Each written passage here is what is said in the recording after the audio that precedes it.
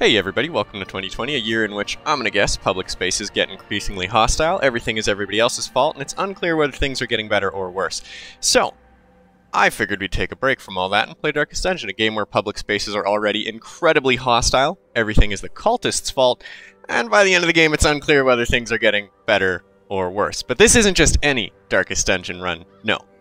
This is going to be a Bloodmoon Darkest Dungeon run. The first one I have ever done. I'm not going in entirely blind, but I've never experienced exactly what this is going to be. And yes, we are going to enter this on Bloodmoon, which is going to give us a limit on amount of characters we can have die, the amount of time that we can spend within the game, and it's going to boost the defenses of every single enemy that we fight, which is going to change some strategies. I've got a list of notes here that I'm going to be interested in seeing how some of this stuff pans out, but we're just going to jump right into this and experience the intro cutscene together.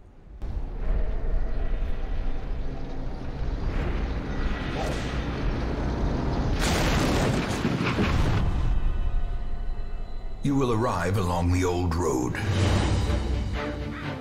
It winds with a troubling, serpent-like suggestion through the corrupted countryside,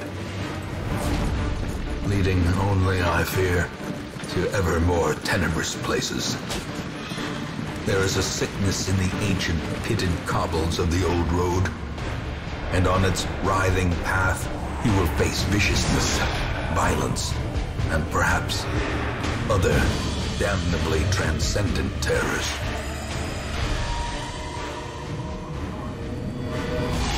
So steel yourself, and remember there can be no bravery without madness.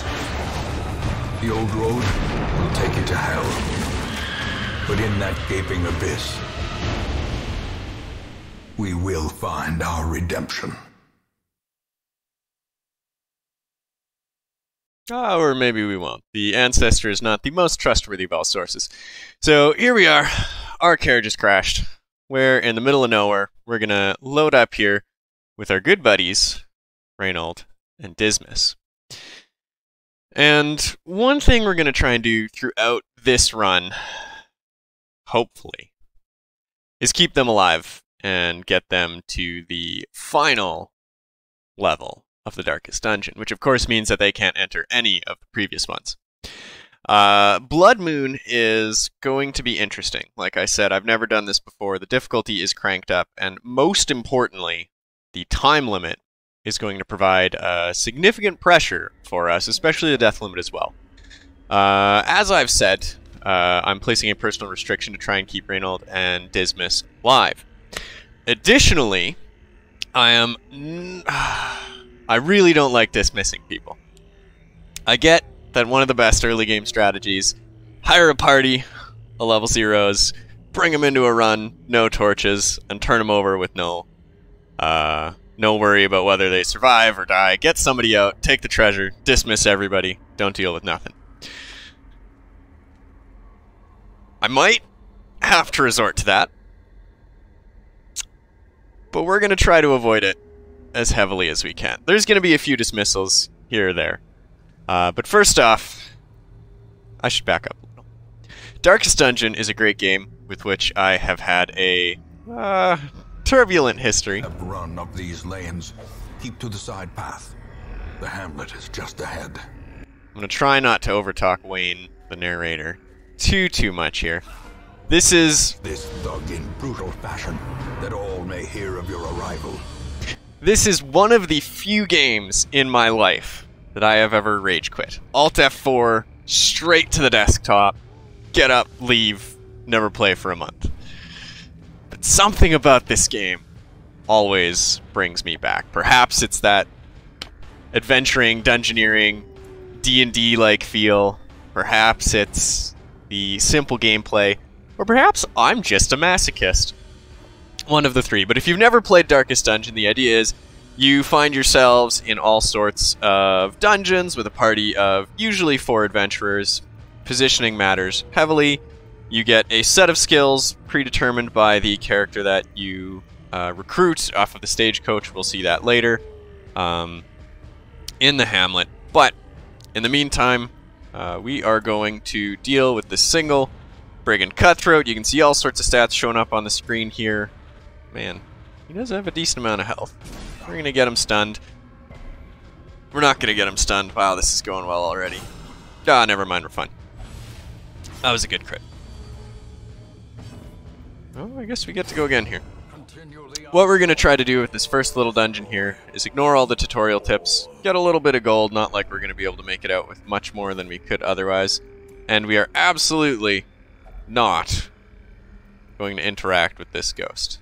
That sounds like a terrible idea.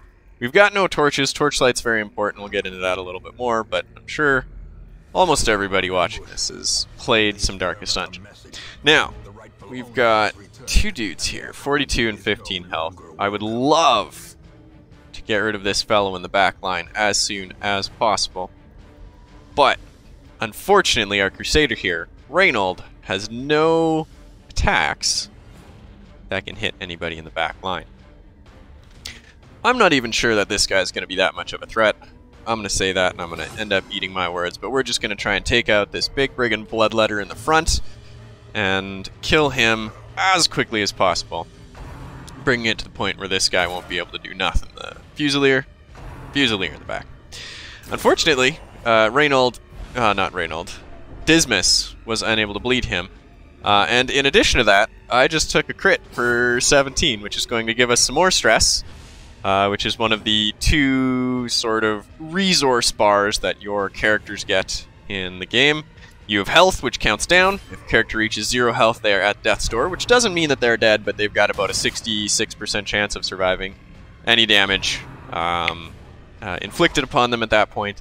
But it comes with a whole host of its own debuffs. The second resource bar is stress. Can you please bleed? Thank you. So we're gonna... Oh, come on. So stress is the second resource bar. Stress counts up. When people reach 100 stress, all sorts of bad things will happen, or if you're lucky, something good could happen. Heavily unlikely. Especially in this game. And so, once they've hit 100 stress, they can hit up to 200, at which points they have a heart attack, go back to death's door. You want to keep your health high, your stress low. Game's easy at that point. What we're going to do here is try and kill this guy before he gets another turn, which should be incredibly easy. But the one thing that we're going to do before we do that is we're going to snuff the torch. When you've got high torchlight, you get all sorts of little buffs, nothing too crazy, but the main thing is you're going to have to worry about less monster crits, and your run's going to be a little more consistent, a little less RNG heavy, and you're going to have to deal with significantly less stress. Snuffing the torch here, however, right at the end of the fight, is going to give us a bunch of bonus loot and perhaps some extra crits. This is a little risky. I mean, I'm going to try to hit this guy. I've only got a 78% chance, you can see on the right there, but if I hit him, he's going to die. If I hadn't hit him, he'd have had a chance to go, and it's possible that he could have knocked Reynold to death's door, and we'd be even worse off, but holy cow, look at that loot. I'm going to say that that was worth it. Before we complete the quest and continue off to town, we're going to take our fellow here. We'll give it to Dismas. This says it's a trap chest. I'm pretty sure that I don't get anything by opening this, but I'm going to open it anyways. It's not going to give us any sort of penalty. We didn't get any stress there, and this health is going to get healed. Anyways, we're going back to town. They're going to be fine. They may not feel that way, but it is the case. So, there's three types of treasure. Treasure that gives you gold, treasure that gives you heirlooms, and then you get all sorts of trinkets and stuff that you can take back and equip on your guys and buff them with. We got a decent amount of gold out of that. Snuffing our torch there gave us some extra emeralds and then a couple extra supply items that we didn't get to use. We didn't use our food there, thankfully, and both Reynold and Dismas gained a level. Now, I believe... oh, hey. So whenever you adventure in a dungeon, and depending on how well it goes, you've got different chances of getting positive or negative flaws, or sorry, quirks or flaws. It looks like both Reynold and Dismas rolled a positive quirk, which is fantastic for us. I'm predicting that this Bloodmoon run is going to result, I'm going to guess here, in a failure. I'm pretty sure that we're going to have to play a couple Bloodmoon runs to get lucky and slash or... Ooh, that's the first time I've seen that. To get lucky and or good enough to the point where we can succeed on one. Now, here it says we've got 0 to 16 deaths. Like I said, this is the first time I've done this. This is the first time I'm seeing this. Depending on how you play your game, the final fight is, shall we say, pretty lethal. You can usually expect at least 2 deaths there. So our goal is to make it to the Darkest Dungeon with less than 14 deaths remaining. The final mission of the Darkest Dungeon. Okay. We've got our Nomad Wagon, which I am generally not going to care about, although that Hellstone would be handy kind of early here, but that's a lot of gold. We've got our Ancestors' Memoirs, which hold a bunch of information, all the cutscenes, extra lore, all sorts of stuff. And then we've got our Stagecoach, which is where we recruit extra heroes. Now, well, yeah. I don't care about these tutorials. So, first off, we're going to upgrade our Stagecoach here. We've got a few of the heirlooms, and one of the important things for me here, because I have certain characters I'm looking for based on my experience in the Darkest Dungeon with previous Radiant and Darkest difficulty playthroughs, I am going to want probably to get this to 4 heroes pretty early, and then leave it around there, because at that point I'm going to want those crests and deeds to upgrade other things. But once we start getting about 4 heroes every time we come back to town every week, we should be able to get our Jesters, our Houndmasters, Grave Robbers, Shield Breakers, all sorts of stuff. And I guess we can't upgrade any of the rest of this. I am really debating picking up this health stone, and I think it's a bad idea. Like I said, I've never played Stygian or Bloodmoon before, so I have no idea how much the extra monster health is going to be a problem here. Oh, well, look, we can just go in the Darkest Dungeon right now. We're not going to do that. We're going to pick up Petramol, the Plague Doctor, and Halaker, the Vestal, our Cleric. They are a pretty static pair to have on week 2. Only the names are randomized. The only names that aren't randomized in this game are for Reynold and Dismas, and I could, if I wanted, rename a couple of these people to friends of mine and the like, for example, but there is no way I would ever send friends of mine into places like this. So, we're going to head into the ruins here. We've got our Red Hook team composition. We've got no trinkets. Whoa, I don't like seeing that. We got no trinkets to equip them with, and nothing else really is going to matter at this point. We've got nothing to do in town. We don't have enough resources to upgrade really anything else. The cost of preparedness. Yeah. Okay. Early on, we're going to be grabbing all the food we can, just so I can use it to heal up in the middle of fights, or not in the middle of fights, but after fights, in case Halaker here is unable to patch up our team.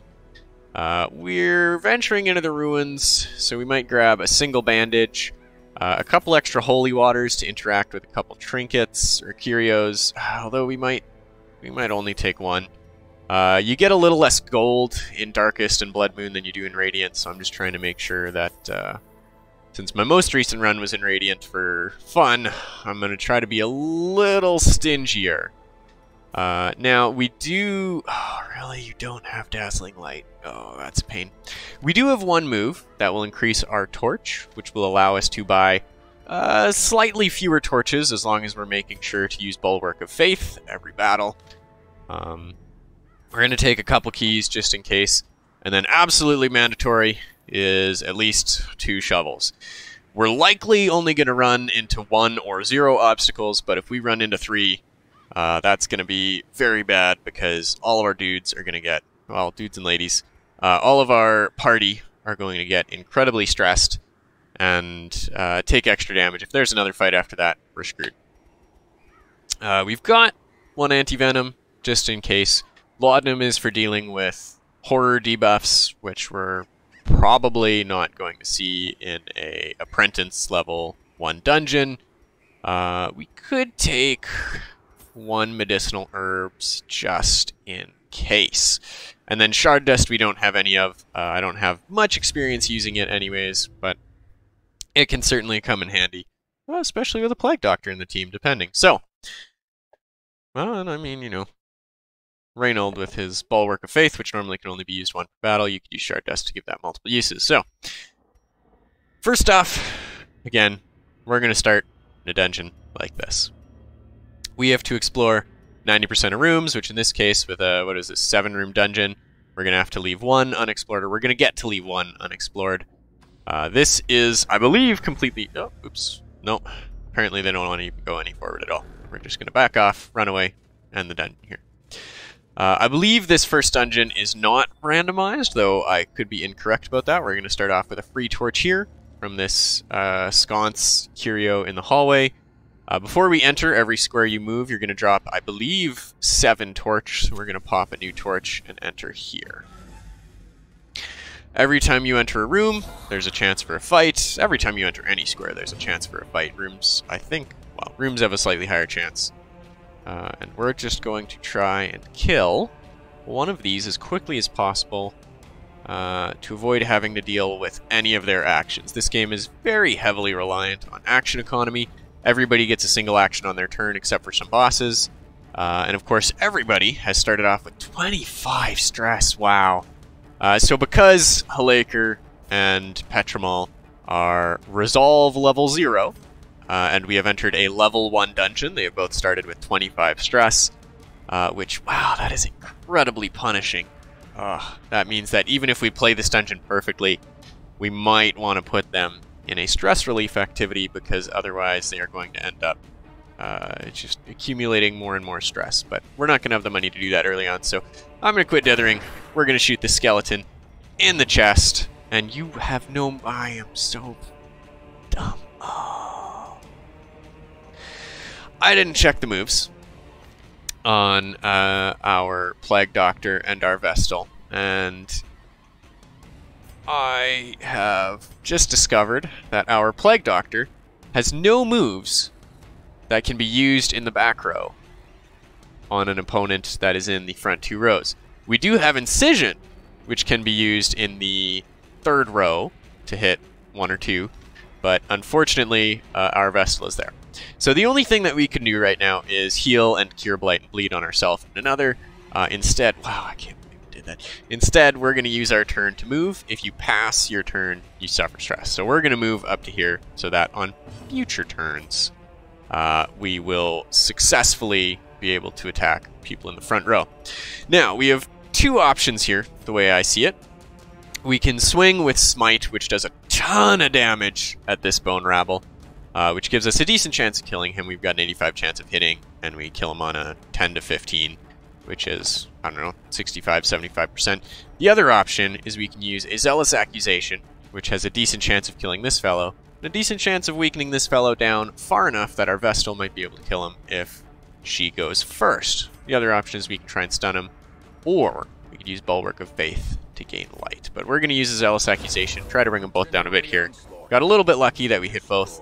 Enemies that die spawn corpses, of course, and we could drop a heal for no other reason than to hope for a crit and get stress and buy time for Reynolds to go again and pop up our torch, but we're going to try and finish off this guy. Unfortunately, we landed the accuracy, but we got a low roll for damage.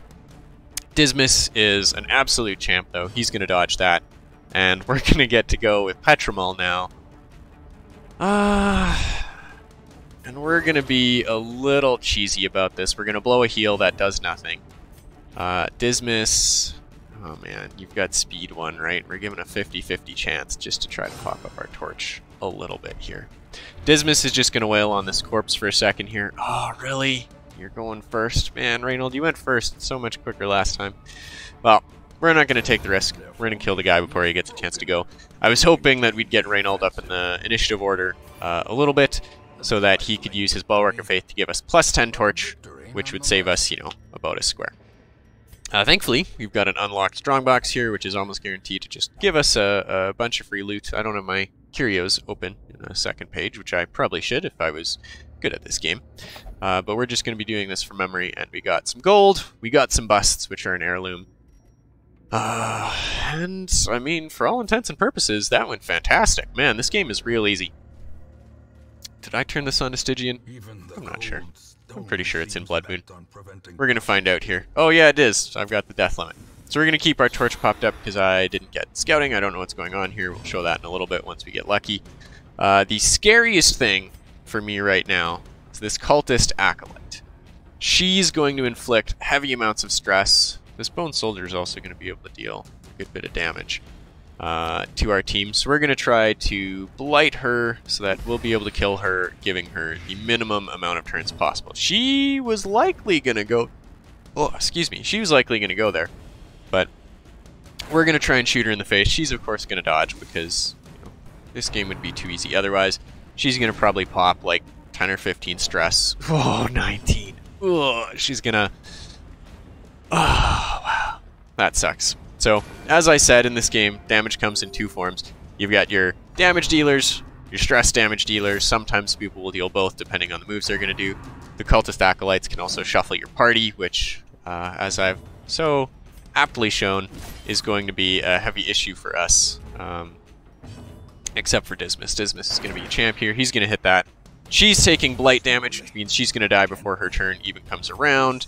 Our Petrimul is going to stab this bone soldier in the face. Really? You're going to go now? Well, this is okay.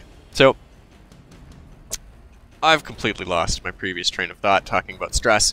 Petrimul, no, not Petrimul, Halaker. Man, these are some fun names. Halaker is already at 50 stress. I wonder, maybe Bloodmoon actually does give bonus stress. I'm going into this a little blind, as I said. But right now, what we want to do is we want to conserve our torches just a little. We've only got 7 left. And we're going to save basically a whole torch by using Bulwark of Faith to give us plus 24 torch. Mark Reynold, which means that he's going to be drawing a little more aggro and take extra damage from enemies. He's thankfully going to dodge, which is pretty lucky for us. And he's got plus 20% protection for one battle, so he's going to take a bunch less damage from any enemies. Now, we could drop some damage on this guy, but while we've got the chance, I think we're going to heal 4 to 5. Dismas, who's taken 6 points of damage. Ooh, that's a crunchy crit, so we're going to pop him back off to full, and whenever somebody on your team gets a crit, it's going to buff some stress. If it's a heal, it's going to remove some stress from whoever you heal. If it's a crit on an enemy, it might buff, debuff, remove stress from everybody who's taken stress on your team. There's a chance. But right now, we're just going to focus on taking out all these enemies. We've got a great chance here. Everybody's pretty low, so... Or everybody's pretty fast, and he's pretty low. So we've found ourselves our first trinket, which actually is pretty handy here. We're going to pop this on Dismas, which is going to give him 15% extra bleed skill chance. So his open vein, as you can see here, let's open this in a bigger video or bigger window. His bleed is 100% base chance. Enemies have a certain amount of bleed resistance. This means that he's got 1 less speed, which is your initiative, and he's going to have 115% bleed skill chance, and you already have, yeah, you've also got 100% bleed skill chance, but we don't particularly care about that. You can play this game either with the mouse or the keyboard. Almost everything can be done either way.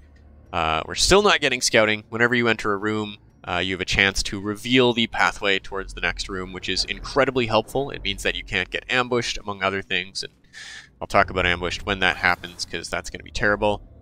Reynold is being a bit of an asshole right now. He has a flaw called kleptomaniac, which means that he is prone to stealing items. Every now and again, he will interact with a treasure-based trinket, I believe, and not only do you not have the opportunity to interact with it yourself, but he is going to steal all of the gold and loot involved. He also has a couple other quirks. We should take a look at these, actually. He's got Warrior of Light, which is incredibly handy. He's been hitting very hard, and he's doing even more damage as long as our torch is above 75.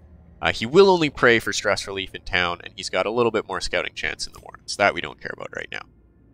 Dismas is a known cheat, is not allowed to gamble in town. That's fine. We don't have to worry about that. He has a hard noggin, which is 15% extra stun resist. He's got quick reflexes, which is plus 2 speed. These are great quirks, and we're going to think about maybe locking those in. And he's got plus 15 damage in the wild. And then not finally, we've got, Petramol, who has plus 2% crit, just flat, for all of her moves, which is fantastic. Won't drink in town, which is fine for us. We don't care. We can leave that forever. And Spiritual, which is 25% healing received from Halaker's Divine Grace and Divine Comfort. So this is absolutely fantastic. Halaker has Unholy Hater, which is plus 15% damage versus Unholy, and minus 15% stress versus Unholy. That stress is more important. Has lost some crit, which is actually a bit of a pain. I do believe it means that she's going to be critting less with her heal skills, and is getting bonus stress versus humans, which actually might be why that Cultist gave her so much extra stress. So we might actually want to be looking at getting rid of that, because a lot of the stress damage dealers in the game are human. They're present in every adventure zone. We've got another fight here, but we surprise the enemy. So as you can see, at Radiant Light above 75, you get a little bit of bonus dodge, you get extra scouting chance, and you get a chance that monsters are surprised, which just means that they are not going to act until our entire team has acted. You can see we've got an extra 7.5 dodge based on the light level. It's actually more than I thought it was. Where's your dodge? We'll take a look at that in a second. So we have no reason to heal anybody right now. We're just going to take a hit on the backliner because we want to knock out this Bone Arbalist pretty quickly. They can hit pretty hard, and we don't want to have to deal with that. At the very most, we're going to have to deal with 2 turns from it. It does have a decent speed, so I'm just trying to take it out as quickly as possible here. Oh, that's absolutely crushing. And of course, our frontliner here, Reynold, has no moves that can hit the backline. His Stunning Blow can only hit the front 2. His Smite can only hit the front 2. His Zealous Accusation hits both of the front 2, but that's not very useful. Now, we have 2 options. We could try to kill off one of these guys, which is a pretty low chance. I thought that would be a better chance.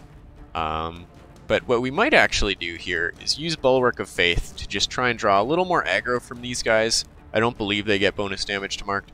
It's going to buff up our Torture a little, which doesn't particularly matter at this stage, but we're going to try to draw a little more aggro to him, because he will be taking less damage. Now, don't you crit. Oh, that's absolutely fantastic. Petramol, you are an absolute wonder.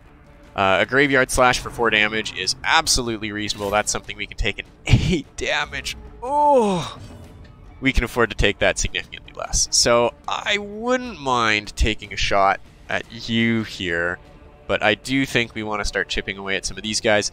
The Bone Arbalist is going to die in 2 turns at the most, because they are taking 4 damage per round for 2 rounds with a health of 8, so we don't have to worry too much about that. I'd like to stop them from getting 1 more action, but we're going to hope that Petramol rolls high on initiative here. So we're going to take a shot. 5 points of damage.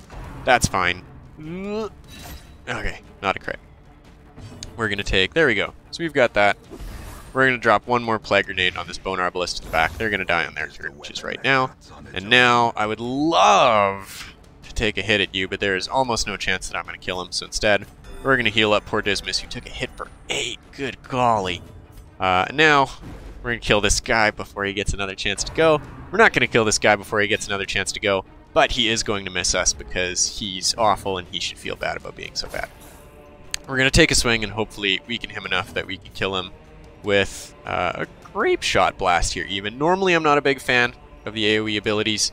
Normally it's better to just kind of take out one person at a time, deny them as many actions as possible as soon as possible, especially on Stygian where everyone's got so much extra health. But as you can see here, our Grape Shot Blast is an AoE that hits all 3 of the enemies, so we could have used it while the Bone Arbalist was up, and perhaps that would have been a good idea, but it wouldn't have knocked it low enough, I believe. In any case, but we have a Bone Soldier here with only 2 health. We do only have a 75% chance to hit. If we switch to Pistol Shot, we've got an 85% chance to hit, but we're going to use our Grape Shot Blast. It is going to knock out this guy, and it's going to give this guy a little bit of an extra chance to receive a crit. So again, we could wail on it with Halaker, but we're just going to try and patch up now. 5 extra health to Reynold, and Reynold is not going to get to go. Ooh, 8 damage on Petramol is a little rough, but we have to worry about it a little less because we've got that Divine Grace, Divine Comfort, healing buff. And because we've got that, instead, trying to finish off this guy, I'm going to stun him. Oof, that's a crunchy crit. We can see Reynold lost a bit of stress there, and it almost guarantees the stun. And that's really awesome. We had Halaker roll high on her initiative, which is going to let us heal for 7. Oof, that's crunchy. We could try to delay and give somebody else the chance to kill this guy, but Dismas has 19 stress. Reynold has 19 stress, sorry. We're just going to finish off the Bone Militia without worrying. Now, if I recall, this relieves stress if you use a holy water. So we're going to do that, and it heals. Okay, well, maybe we should have popped that on Dismas or Reynold, but I'm not as worried about the healing. We've only got 4 rooms left. We did get scouting, which is absolutely fantastic. Now we know there's a trap on this route, which gives us the opportunity to disarm it. So as you can see, yes, I know. As you can see, we've got these little symbols appear above everybody that shows us their trap disarm chance without having to open up their menu. And we can see here Dismas has a 90% chance of disarming. If he fails, he's going to take a bunch of damage and a bunch of stress. But if he succeeds, as he does, he's going to lose its stress, which is absolutely fantastic. We do know that there is no fight in the next room, so we could leave our torch down a little lower and hopefully find more loot from any curios on the way. But I also want to have as much scouting as possible, and we're going to enter here, and we didn't get the scout. So we've got a couple options. We can either head back this way and then backtrack a little, which I might in fact do. Our party's doing okay, and I do want to get as much loot as possible every week because we do have... Oh, ow. So there you go, we eat a trap for 8 damage and 15 stress damage. That's not very good. We're going to want to keep our torch up. But yes, we do have 90 weeks, 100 weeks, something like that. This is going to be a bit of a tougher fight. We've got another cultist acolyte in the back, and I believe she's going to be focus firing on Reynold or Halaker to provide us with stress. But we're just going to try and finish her off as quickly as possible. She's still probably going to get to go because she's got a speed of 7. How initiative works in this game is, I believe, basically every character rolls an 8-sided die RNG number generator from 1 to 8, and then you add their speed. Yes, you are bleeding. I could cure that with not Halaker, Petremel. I could cure that later, but I do want to make sure that everybody's still doing damage. And that drop in the torch was a big pain because I do actually want to take my moves here. So we're going to burn another torch. This might have actually kind of screwed me a little here, but we're going to take... Oh my god, land your shots on the acolytes! We're going to drop a stun on the fellow who hasn't acted yet. It might be better to drop it on the brawler. You still haven't taken... I wish you had a different move. And you can change the moves your heroes have. It's not impossible. But yes, I believe we only have a 100th week, or... I mean, even if I hit you again, it's not going to get you killed this turn, so I think we're going to hope that Dismas goes and doesn't miss his next shot. In the meantime, we're going to use Incision, which actually has a chance to bleed this human here. As you can see, skeletons have a 200% bleed resist. You can get that down and make skeletons bleed. I don't know, open up their marrow or something. But yeah, no, they are almost impossible to bleed under any regular circumstance. So she is going to die in 1 turn if we can deal 3 points of damage to her. This only has a 63% chance of hitting, but worst comes to worst, I'll take a shot with Halaker. That landed, which is absolutely fantastic. It trims these 2 all down just a little bit more. Please don't crit. Please don't bleed. Probably going to bleed. Oh, no bleed. Good resistance. Ah. Actually, that's not too bad. So we're going to patch up Reynold here. We have no reason to use Bulwark of Faith. He's pretty high on life, and he's got a decent chance of killing this Bone Soldier and bringing the Cultist Brawler within range with Zealous Accusation. Currently, it's got the same accuracy. So we're just going to blow that. He's going to knock them both out, give himself a nice 6 stress back, and we are going to use this opportunity, because the Cultist Acolyte is going to die. We're going to use this opportunity to just give a quick 1 health, probably to Dismas. Okay, are you going to go? You are going to go next, but we've got some extra loot here, and we have a fantastic opportunity to open this treasure chest, which gives us a decent amount of heirlooms and a little bit of extra gold in the form of a jade. All in all, I'm going to say that was worth it. The Cultist Acolyte didn't deliver too much in the forms of stress. Our party's health are doing okay. This early on in the game, we're not trying to keep our party at full health at all times. Oh, good golly. No, stop stealing our loot. We need that. Thankfully, it's just 100 gold and a little bit of food, which doesn't sell back for much. Speaking of, we've got plenty of food here. Yeah, we are going to pop up the torch again. We've got plenty of food here. Conveniently, a hunger check, which happens randomly. Everybody needs to eat some food or you take a lot of damage and stress damage. We have completed our quest, but we are going to continue adventuring because we have a room battle with treasure we've seen throughout our scouting. We could pop up our torch. It doesn't really make a difference right now, but here's an obstacle. Shovels, very handy. Otherwise, we would have to, I think it diminishes the torch, take a bunch of health damage, take a bunch of stress damage. We're going to, yes, the torch is fading. We're going to pop up the torch twice and head into the room, hoping to surprise whoever is in here and avoid as much stress damage as possible. So, we've got a variety of actually very strong enemies for a level 1 dungeon here. We've got the Arbalist who hits very hard sitting in the back line. He's going to be a bit of a pain. We've got a Bone Defender sitting in the front line who's going to be defending, blocking for these people, making it harder to hit them. And you can see he's got 25% protection, which makes him take less damage. But right now we're going to use Plague Grenade because the scariest person for us right now is the Bone Courtier sitting in the back here. So as you can see, throwing tempting goblets around, attempting to stress out our party. We're going to shoot him in the face. He's now got 3 health left, and we are going to heal, or he's going to take at least 4 damage on his turn. Nobody in that party can heal. We're going